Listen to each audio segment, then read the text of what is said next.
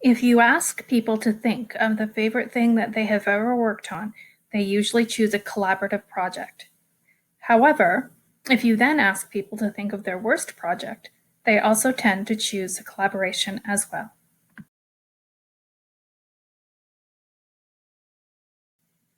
We have all lived this statement, maybe even in this course. It struck a chord with me as it connects to my key learning throughout. The key learning I have taken is to be successful whilst collaborating, we must be willing to open ourselves up and be vulnerable. This vulnerability comes from opening our classroom and our school doors. We must be willing to accept and provide feedback, and we must be able to be flexible, to acknowledge that something is not working and then take input and feedback on how it might be improved. I realize that this has much to do with mindset and moving away from a very autonomous existence. We need to open our doors and our practice to be vulnerable in an effort to move forward. For this to happen, we need to reframe the conversation about teaching and about learning. We are no longer the experts and need to work together to become more effective and more reflective. It is only through this shift that we will achieve collective impact. Our goal is to achieve collective impact with collaborative action.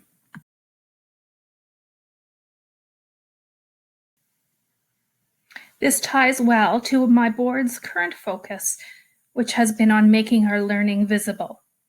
Of course, we look to John Hattie's work to guide our learning. According to him, collective efficacy has the highest impact on student learning. That is, the collaborative conversations that we have based on the evidence that help us determine what our common goal is, our theory of action, and what work we need to do together to build individual and collective capacity. With this comes a responsibility of collective accountability and commitment. A culture must exist first that focuses on relationships, trust, and respect, so that teachers can feel like they can be vulnerable in front of their colleagues. Defenses need to be left at the door so that teaching practices can be examined in relation to student achievement and not to teacher practice.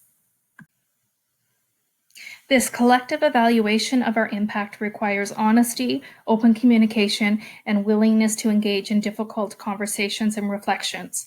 If we open ourselves to being vulnerable, together we will maximize our own and each other's learning. Created using Powtoon.